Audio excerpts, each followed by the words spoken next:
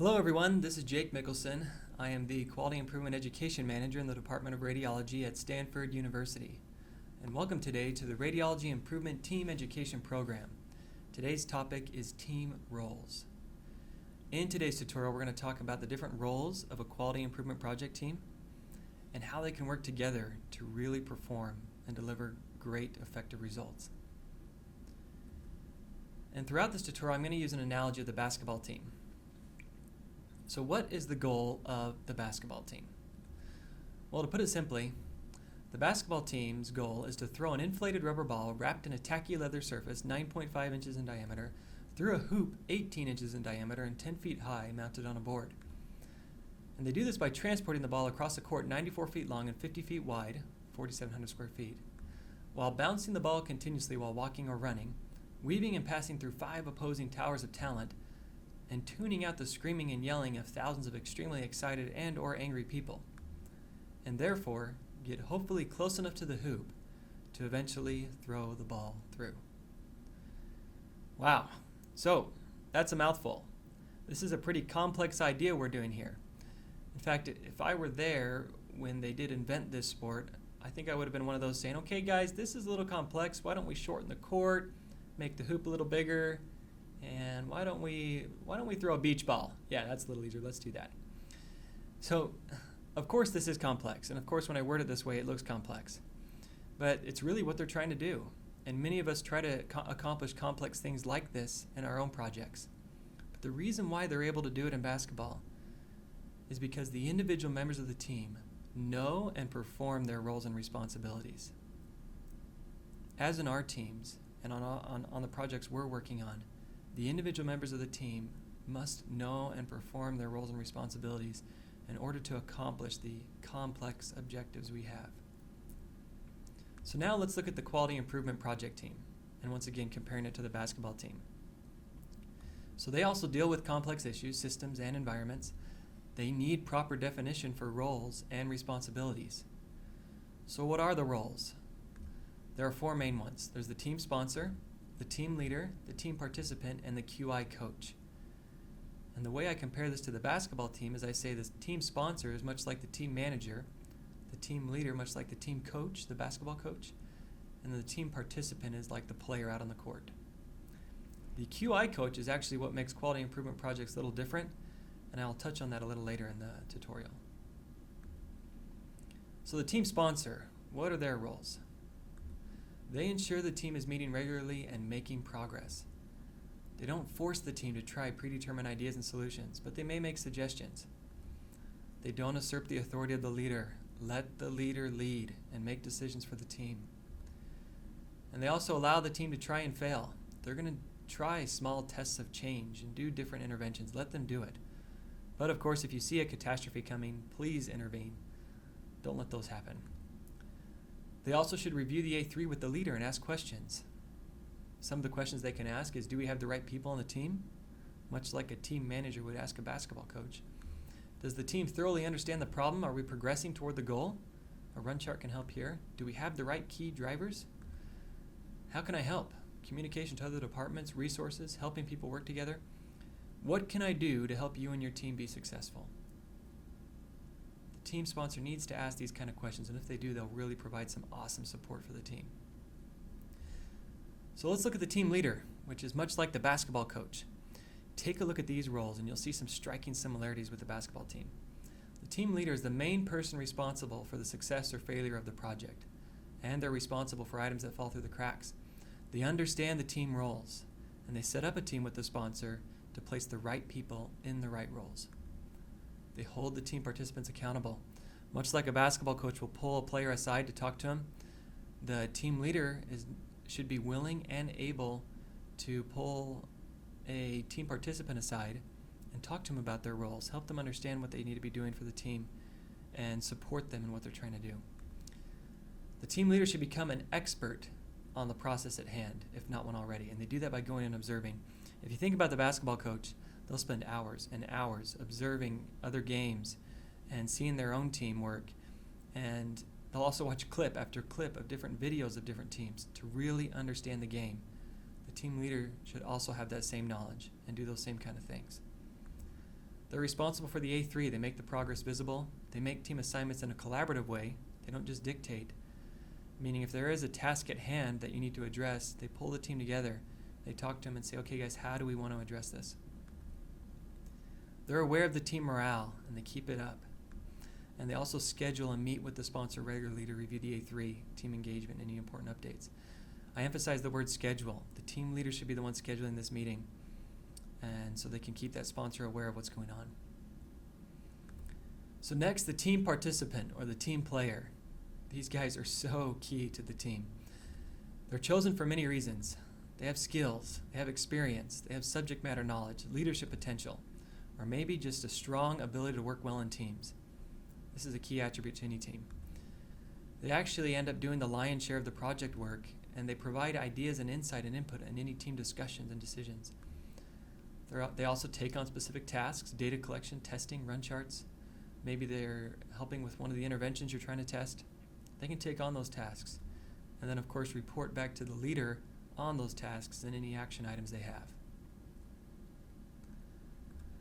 The last role is the QI coach. Now this is where we're different from the basketball team. And the reason why we're different is that QI teams, they're usually new to quality improvement, especially if they're working on a project, and they need a coach or someone to help them understand the key concepts or methodologies that coincide with quality improvement.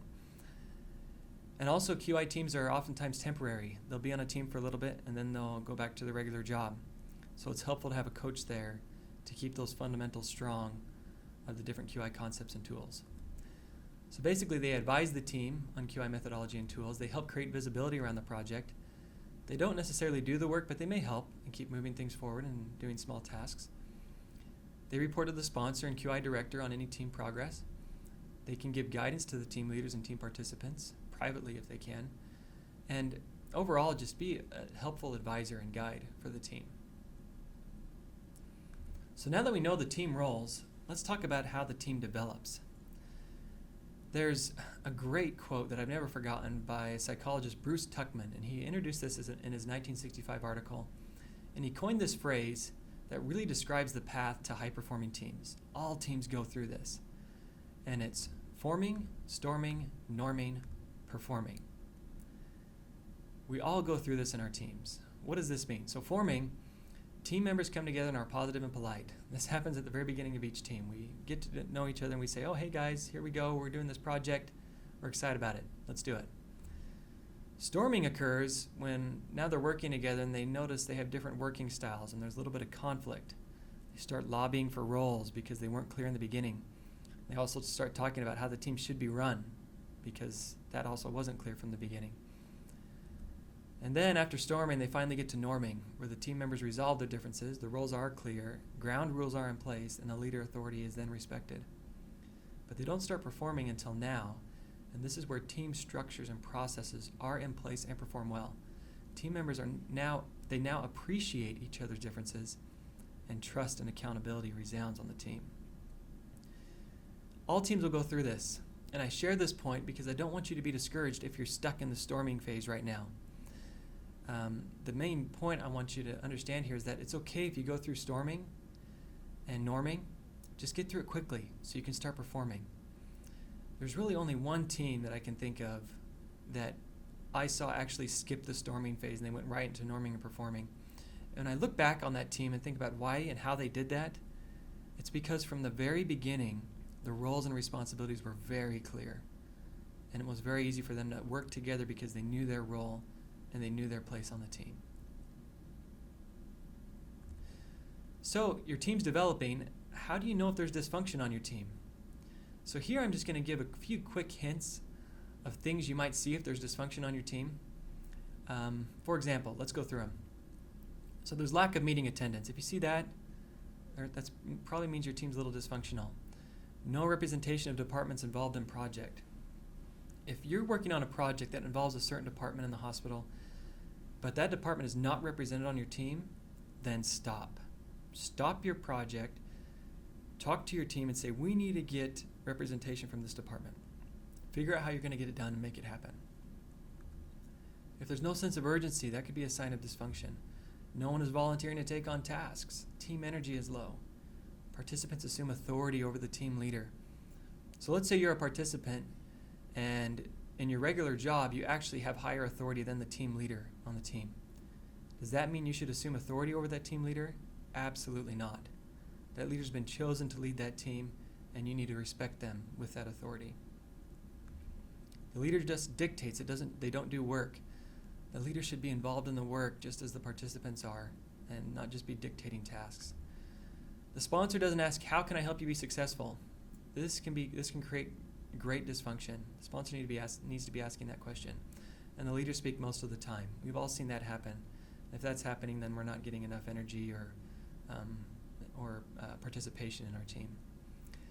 So what do you do when you see these things? The basic point I want to make here is you act on them. You don't let them fester and grow into this deep open wound that is so hard to heal. If you see it, act on it. Pull that participant aside. Talk to your sponsor. Maybe get some help from your QI coach and address these things. Don't let them just fester.